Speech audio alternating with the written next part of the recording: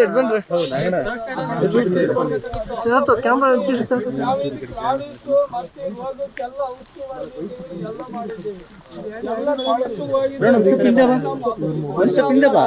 ಸ್ವಲ್ಪ ಕೆರೆ ಸೈಡ್ ಹೋದ್ರಿ ಏನು ಇಲ್ಲ ಸರ್ ಮಂಡಿದ್ದ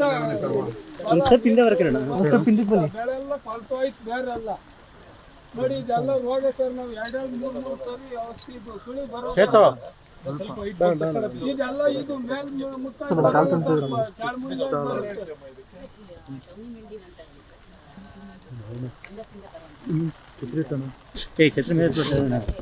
ನಂದು ಕಣಕ್ಕೆ ಎಲ್ಲಿ ಕೂತಿದೆ ಆ ಕಡೆಯಿಂದ ಬರ್ತೀವಿ ನಾನು ಜೋಳ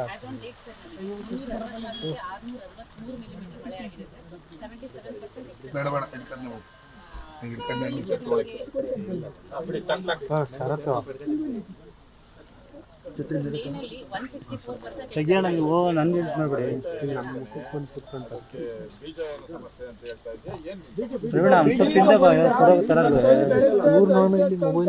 ಸರಿ ನಾ ಮೊಬೈಲ್ ಕರೆ ಕುಶನ್ ಬೈ ಸ್ವಲ್ಪ ಒಂದ್ ಸ್ವಲ್ಪ ಹಿಂದೆ ಬನ್ನಿ ಬೈ ಶರತ್ ಒಂಚೂರು ಹಿಂದಕ್ಕೆ ಕೊಂಡ್ರಿ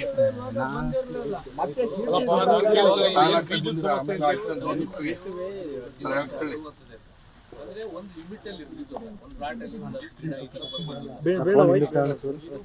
ಜೋಳ ಬರ್ತದಲ್ಲ ರೋಗ ಸರ್ ಬರುತ್ತೆ ಸರ್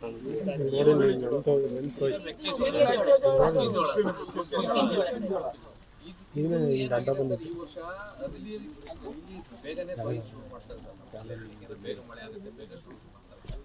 ಆಗೇನಾಗಿದೆ ಅಂತಂದ್ರೆ ನಮ್ಮ ಸಾಯಿಲ್ ಮಾಯಿಶ್ಚರ್ ಕಂಟೆಂಟ್ ಜಾಸ್ತಿ ಆಗಿ ಅವಾಗ ಇದು ಔಟ್ ಬಸ್ಟ್ ಆದಂಗೆ ಆಗಿದೆ. ಇದ್ರ ಸಂಬಂಧ ಕಾಲೇಜ್ ಕಡೆಯಿಂದ ಒಂದು ಟೀಮ್ ಮೇಯ್ಸ್ ಬಗ್ಗೆನೇ ಇದಲ್ಲದೆ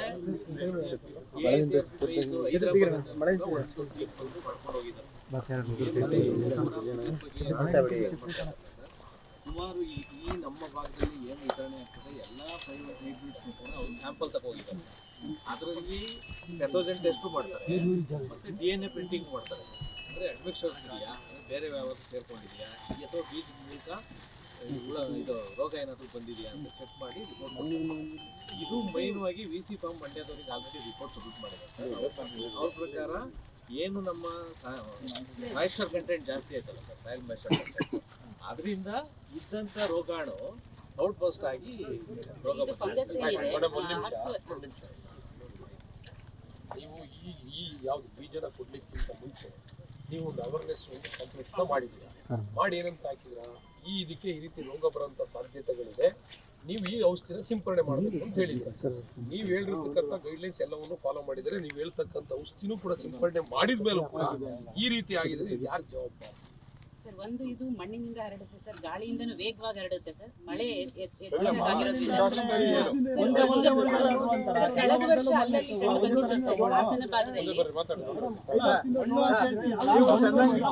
ಚನ್ನಂಗಿಹಳ್ಳಿ ಕಡೆ ಹೋಗಿದ್ವಿ, ಚನ್ನಂಗಿಹಳ್ಳಿ ಕಡೆ ಹೋದಾಗ ಕಟ್ಟಾಯ ಹೋಬಳಿನಲ್ಲಿ ಆವಾಗ ಒಂದ್ ತಿಂಗಳಾಗಿದೆ ಸರ್ ನೀವು ಹೋಗಿ, ಆವಾಗ ಮಳೆ ಕಡಿಮೆ ಇತ್ತಲ್ಲ, ಆಗ ಅದನ್ನ ಇದೇ ರೋಗ ನೀವು ಪರೀಕ್ಷೆ ಮಾಡಿದ್ರೆ ಇಲ್ವಾ ಸರ್? ಬೇರೆ ಹೇಳ್ತಿದ್ರೆ ಮಳೆ ಕ್ಲೈಮೇಟ್ ಭೂಮಿ ವ್ಯತ್ಯಾಸ ಏನು ಅಂತ ಹೇಳ್ತಿದ್ರೆ ಒಂದು ತಿಂಗಳ ಆಚರಣೆ ಅಷ್ಟೊಂದು ಮಳೆ ಇರ್ಲಿಲ್ಲ ಸರ್.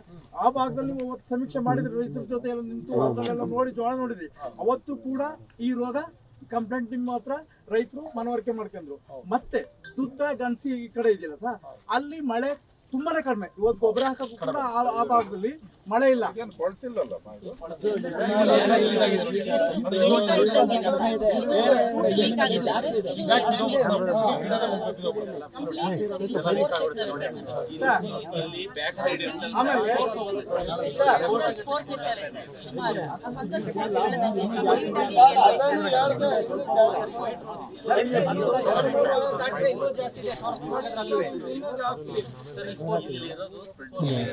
ವೈಟ್ ಕಲರ್ ಇದೆ ಸ್ಪೋರ್ಟ್ಸ್ ಸರ್, ಇದು ಸ್ಪ್ರೆಡ್ ಆಗುತ್ತೆ ಗಾಳಿ.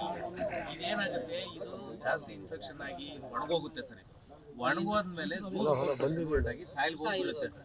ಸಾಯಿಲ್ ಅಲ್ಲಿ ಕನಿಷ್ಠ 8 ಅಲ್ಲ ಒಂದು ಅದು ಎರಡನೇದ ಈ ಹೈಟ್ ಬಂದಿನ ಸ್ವಲ್ಪ ಬಂದ ತಕ್ಷಣ ಎಲ್ಲ ಗಿಡ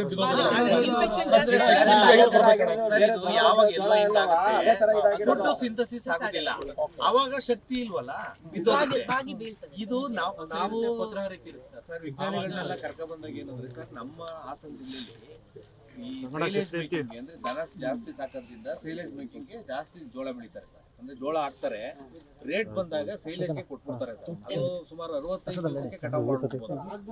ಆ ಕಾರಣದಿಂದ ಅದೇ ಅವಾಗ ಏನಾಗ್ತದೆ, ನಮ್ಗೆ ಪ್ರತಿ ತಿಂಗಳು ಕೂಡ ಬಿತ್ತನೆ ಕಾರ್ಯ ನಡೀತದೆ ಸರ್. ಪ್ರತಿ ವರ್ಷನೂ ಪ್ರತಿ ತಿಂಗಳಲ್ಲೂ ಇರ್ತದೆ.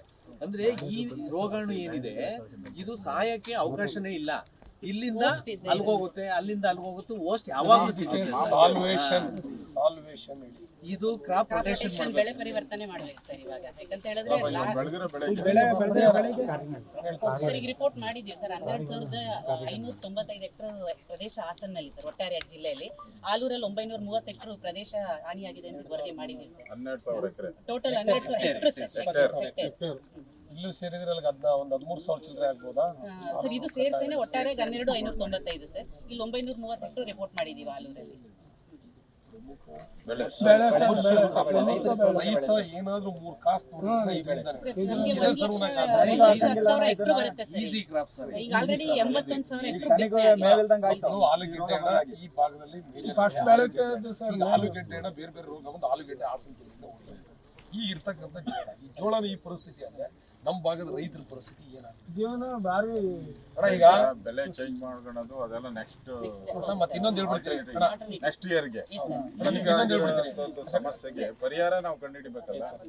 ಮತ್ತೆ ಇನ್ನೊಂದು ಹೇಳ್ಬಿಡ್ತೀನಿ ಅಣ್ಣ, ಇದು ಒಂದ್ಸತಿ ಜೋಳನ ರೈತ ಈ ಸತಿ ಬೆಳೆ ಮಾಡ್ಬೇಕು ಅಂದ್ರೆ ಅವನು ಮನೆಯಲ್ಲಿರ್ತಕ್ಕಂಥ ಚಿನ್ನ ಬೆಳೆ ಹಾಕಿ ಬಡ್ಡಿ ಸಾಲ ಮಾಡಿ ಬೆಳೆ ಹಾಕ್ತಾರಣ. ಇದು ಬಂದ್ಮೇಲೆ ಹೋಗಿ ಅವರು ಚಿನ್ನಾಗಿನ ಬಿಡಿಸ್ಕೊಂಡು ಇಲ್ಲೇ ಈ ಪರಿಸ್ಥಿತಿ ಆಗಿದೆ. ನಮಗೆ ಜೋಳ ಪ್ರಮುಖವಾದ ಬೆಳೆ ಸರ್. ಹಾಸನ ಜಿಲ್ಲೆಗೆ 2,42,000 ಹೆಕ್ಟರ್ ಒಟ್ಟಾರೆ ಪ್ರದೇಶದಲ್ಲಿ 1,10,000 ಹೆಕ್ಟರ್ ಪ್ರದೇಶ ಜೋಳನೆ ಬರುತ್ತೆ ಸರ್. 40% ಅಷ್ಟು ಜೋಳನೆ ಬರುತ್ತೆ ಸರ್ ಏರಿಯಾ. ಅವ್ರ ಎಕರೆಗೆ 30,000 ಖರ್ಚಾಗ್ತೈತೆ ಅಂತ ಸರ್. 25ರಿಂದ ಆಗುತ್ತೆ ಸರ್. 30,000 ಆಗುತ್ತೆ, ಎಕರೆ ಖರ್ಚಾಗುತ್ತೆ ಸರ್.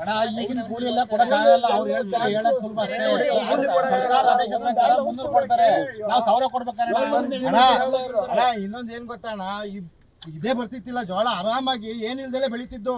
ಈಗ ಹೆಚ್ಚು ಕಡಿಮೆ 10 ವರ್ಷದಿಂದ ಏನ್ ಸಮಸ್ಯೆ ಆಗಿದೆ ಅಂದ್ರೆ, ಒಂದ್ಸತಿ ಔಷಧಿ ಹೊಡಿಬೇಕು, ಒಂದ್ಸತಿ ಗೊಬ್ಬರ ಇಡ್ಬೇಕು, ಸಾಲಿಲ್ಲ ಮತ್ತೆ ಔಷಧಿ ಹೊಡಿಬೇಕು. ಏನು ಸಮಸ್ಯೆನೇ ಇರ್ತಿಲ್ಲ. ನೀಟಾಗಿ ದನಿನ್ ಗೊಬ್ಬರ ಬೆಳಿತಿದ್ದು. ಇವತ್ತು 3 ತರದ ಔಷಧಿ ಬೆಳೆದ್ರು ಬೆಳೆಯಕ್ಕಾಯ್ತಿಲ್ಲ. ಸಾಯ್ಬೇಕು ರೈತರುಗಳು, ಆ ಲೆವೆಲ್ಗೆ ಬಂದೈತೆ. ಆದ್ರೂ ಅಧಿಕಾರಿಗಳು ಅದ್ರ ಬಗ್ಗೆ ತಲೆ ಕೆಡಿಸ್ಕೋಬೇಕು. ತಲೆ ಕೆಡಿಸ್ಕೊಳ್ಳಲ್ಲ. ಏನ್ ಮಾಡ್ಬೇಕು ಹೇಳ, ಅದೇ ಸಾಲ್ಯೂಷನ್ ಅವರೇ ಹೇಳ್ಬೇಕು. ಏನ್ ಮಾಡ್ಬೇಕು? ಈಗ ಜೋಳ ಬಿಟ್ಟು ಬೇರೆ ಏನ್ ಬೆಳೆ ಪರಿಹಾರ ಕೊಡ್ಬೇಕು.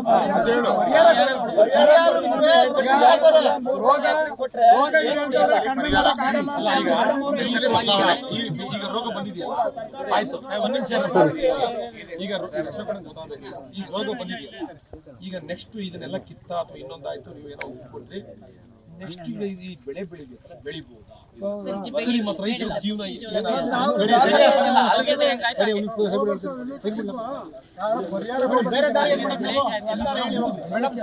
ಆಲೂಗೆಡ್ಡೆ ಬೆಳೀತಾ ಇತ್ತು, ಆಲೂಗೆಡ್ಡೆ ಹೋಯ್ತು, ಶುಂಠಿ ಹೋಯ್ತು, ಜೋಳ ಹೋಯ್ತು. ಈಗ ಏನ್ ಬೆಳಿಬೇಕು? ರಾಗಿ ಬೆಳಿಬೇಕು. ರಾಗಿನ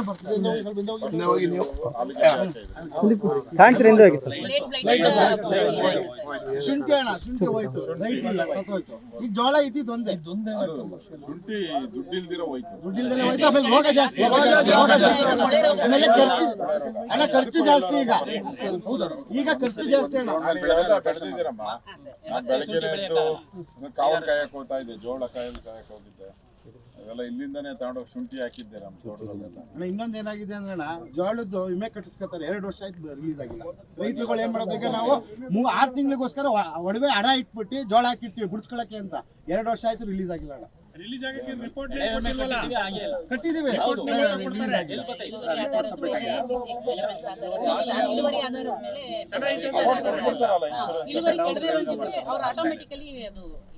ಮೇಡಮ್, ಅದು ನಿಮ್ ಜವಾಬ್ದಾರಿ ಮೇಡಮ್. ಅದನ್ನೆಲ್ಲ ಅವ್ರಿಗೆಲ್ಲ ಹೇಳಕ್ಕಾಗಲ್ಲ. ನೀವು ನಿಮ್ ಕರ್ತವ್ಯ, ಅದು ನೀವು ಕರ್ತವ್ಯ ಮಾಡ್ಬೇಕಾದ ಕೆಲಸನ. ಸುಮ್ಮನೆ ಸಾಂಖ್ಯಿಕ ಇಲಾಖೆಯಿಂದ ಸ್ಟ್ಯಾಟಿಸ್ಟಿಕ್ಸ್ ಡಿಪಾರ್ಟ್ಮೆಂಟ್ ಇಂದ ಸರ್ ಸಿಸಿ ಎಕ್ಸ್ಪೆಕ್ಟ್ ತಿಂಗಳು ಏನ್ ಮಾಡ್ಬೇಕು ರೈತ?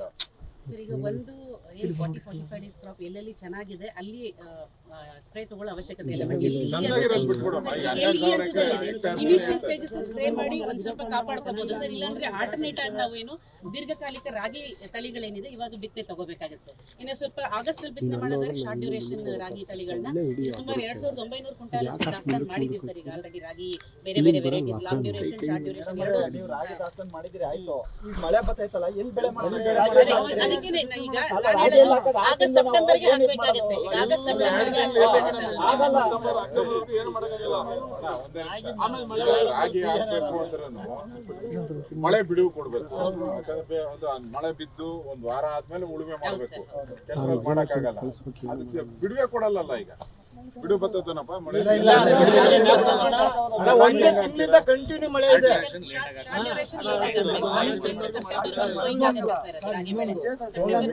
ಉಳ್ಳಿ ಹಾಕಬೇಕಷ್ಟೇ. ಔಷಧಿ ಸಿಂಪಡಣೆ ಮಾಡಕ್ಕೆ ಅಂತ ಹೇಳ್ತಾರಲ್ಲ, ಔಷಧಿ ಸಿಂಪಡಣೆ ಮಾಡಕ್ಕೆ ಅಂಗಡಿನಲ್ಲಿ ಖರೀದಿ ಮಾಡಬೇಕು. ರೇಟ್ ಕೊಡಕ್ಕಾಗತ್ತೆ ವ್ಯವಸ್ಥೆ ಮಾಡಿದ್ದೀರಾ? ಬೇಕಾದಂತ ಕೆಮಿಕಲ್ಸ್ ನಮ್ಮ ರೈತ ಸಂಪರ್ಕ ಕೇಂದ್ರದಲ್ಲೇ ಇದೆ.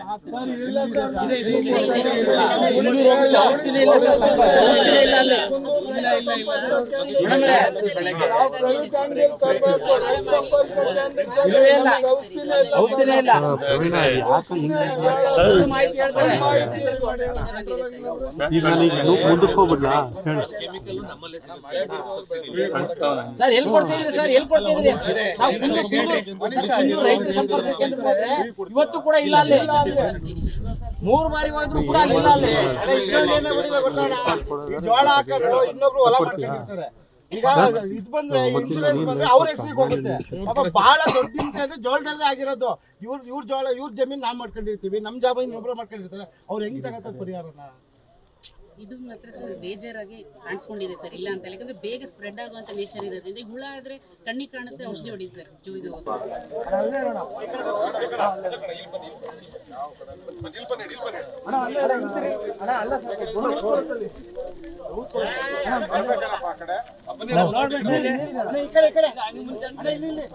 ಅಶೋಕ್ ಸರ್ ಅಲ್ಲಿ ಕೆಟ್ಟೋಗಿರೋ ಕಡೆ ನೋಡಿ ಸರ್, ಇಲ್ಲಿ ಹತ್ತು ಕಾಣ್ತಿದೆ. ಇಲ್ಲಿ ನೋಡಿ, ಇಲ್ಲಿ ಏನ್ ಕಾಣ್ತಿದೆ ಸರ್? ಒಂದೇನ ಕರೆಕ್ಟ್ 50-55 ದಿನ ಆಯ್ತು ಸರ್ ಹಾಕಿ. ಈ ಲೆವೆಲ್ ಬರ್ಬೇಕಾಗ್ತಿತ್ತು ಜೋಳ. ಬೆಳೆಯಂಗಿಲ್ಲ, ಶೀತ ಜಾಸ್ತಿ ಆಗಿದೆ.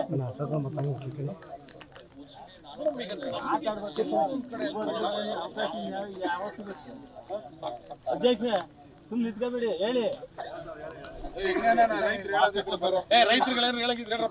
ರೈತರು ಮಾತ್ರ ಸಮಸ್ಯೆಗಳು ಏನೇನಾಗಿದೆ,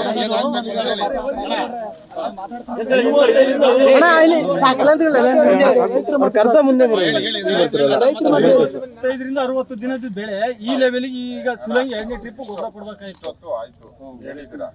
ಈಗ ಏನಾಗ್ಬೇಕು ನಿಮ್ಗೆ? ಇದು ಪರಿಹಾರ ಪರಿಹಾರ ಅದ್ರ ಬಗ್ಗೆ ಹೇಳಮ್ಮ. ಆಯ್ತು ಹೇಳ್ರಪ್ಪ, ನೀವೇನೇನಾಗ್ಬೇಕು?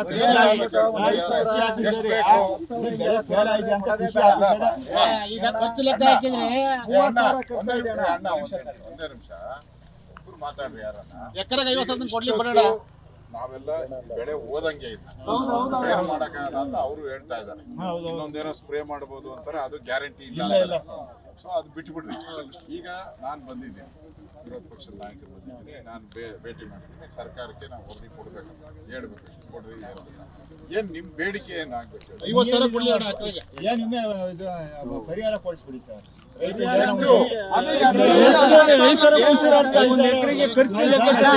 ಒಂದು ವರ್ಷದ ವರ್ಷದ ನಮ್ಗೆ ಆದಾಯ ವರ್ಷಕ್ಕೆ 2 ರಿಂದ 3 ಲಕ್ಷ ನಮ್ಗೆ ಆದಾಯ ಇರುತ್ತಣ್ಣ. ಎಕರೆಗೆ 2 ಲಕ್ಷ ಕೊಡ್ಸ್ರಿ ಅಣ್ಣ. ನಾವು ಜಮೀನೇ ಮಾಡಲ್ಲ, ಅವರೇ ಮಾಡ್ತಾರೆ. ವರ್ಷಕ್ಕೆ 2 ಲಕ್ಷ ಕೇಳಿ, 1 ಎಕರೆಗೆ ಎಷ್ಟು ಇಳುವರಿ ಬರುತ್ತೆ, ಎಷ್ಟು ಖರ್ಚು ಬರ್ಬೋದು, ಅದ್ರ ಪ್ರಕಾರ ನಮಗೆ ಒಂದು ಇದನ್ನ ಪರಿಹಾರ ಹಾಕ್ತೀವಿ. ರೈತನ ಮಾತೇ ಬೇಡ, ಅವರಿಗೆ ಗೊತ್ತಿದೆಯಲ್ಲ ಏನ್ ಮಾಡ್ಬೋದು, ಏನು 40,000 ಏನ್ ಹೆಸರು? ನಾಗರಾಜಣ್ಣ. ಕರೆಕ್ಟ್ ಆಗಿ ಇವ್ ಬಿಟ್ಬಿಡು ಡ್ರೆಸ್ ನೋಡಿದ್ರೆ ಗೊತ್ತಾಗುತ್ತೆ. ಅಣ್ಣ ನೀವು ಬಂದಿದ್ದೀರಿ 25 ಕ್ವಿಂಟಲ್ ಅಲ್ಲ ಬರೋದು ನಿಮ್ಗೆ.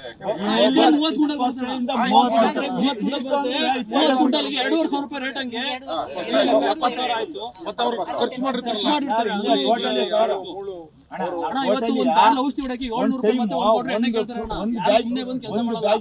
ಆಮೇಲೆ ಈ ಮಳೆಯಲ್ಲಿ ಈ ಮಳೆಯಲ್ಲಿ ಔಷಧಿ ಹೊಡೆದ್ರೆ ಅಣ್ಣ ನಮ್ದು ಮೇಡಮ್ 12,000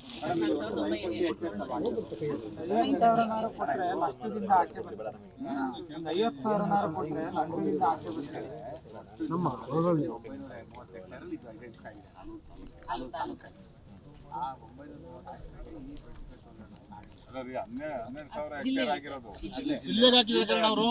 ಅದರ ಜಿಲ್ಲೆದೇ ನಾವು ಮಾತಾಡೋದಲ್ಲ. ಇವರು ಬೀಜ ಕೊಟ್ರಲ್ಲ ಅಣ್ಣ, ಅವಾಗ ಈ ಔಷಧಿ ಹೊಡಿರಿ ಅಂತ ಮುಂಚೆನೆ ಏನು ಕೇಳಿದ್ರು? ಅವ್ರಿಗೆ ಹೆಂಗ್ ಗೊತ್ತಿತ್ತು ಈ ರೋಗ ಬರುತ್ತೆ ಅಂತ? ಸರ್ ಕಳೆದ ವರ್ಷ ಅಲ್ಲಲ್ಲಿ ಬುದ್ಧ ಈ ಕಡೆ ಭಾಗದಲ್ಲೆಲ್ಲ ಹಿಂಗಾರಿ ಬಂದಿತ್ತು ಸರ್, ರಿಪೋರ್ಟ್ ಆಗಿತ್ತು. ಹಾಗಾಗಿ ಒಂದು ಮುಂಚಿತವಾಗಿ ಪ್ರಚಾರ ಮಾಡಿದ್ರೆ ಇಂಥ ಪೂರ್ವ ಮುಂಜಾಗ್ರತೆ ಕ್ರಮಗಳನ್ನ ಕೈಗೊಂಡು ಏನೇನ್ ಸಿಂಪರಣೆ ಮಾಡಬಹುದು ಅಂತ ನಾವು ಕಾಂಪ್ಲೇಟ್ ಮಾಡಿ ವಿತರಣೆ ಮಾಡಿಸಿದ್ವಿ ಸರ್. ಇದು ಏರ್ಬಾರ್ನ್ ನೀವು ಸುಮ್ಮನೆ ಏನೇನೋ ರೀಸನ್ ಕೊಡ್ಬೇಡಿ. ನಿಮಗೆ ಬೀಜದ ಕಂಪನಿಯವರು ನೀವು ಅವ್ರ ಬೀಜಕ್ಕೆ ಪ್ರತ್ಯೇಕವಾಗಿ ಯಾಕೆ 2 ಸರಿ ಔಷಧಿ ಹೊಡಿಬೇಕು? ಆ ರೀಸನ್ ಎಲ್ಲ ನೀವೇನು ಕೇಳಿದ್ರಿ? ಔಷಧಿ ಕೊಟ್ಟಲ್ಲ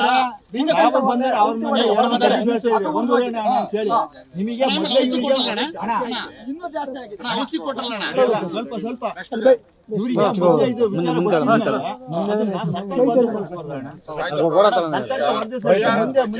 ಪರಿಹಾರದ ಬಗ್ಗೆ ಏನ್ ಹೇಳಿ. ನ್ಯೂಸ್ ಫಸ್ಟ್ ನಿರ್ಭೀತಿಯಿಂದ ನಿಮ್ಮ ಪರವಾಗಿ.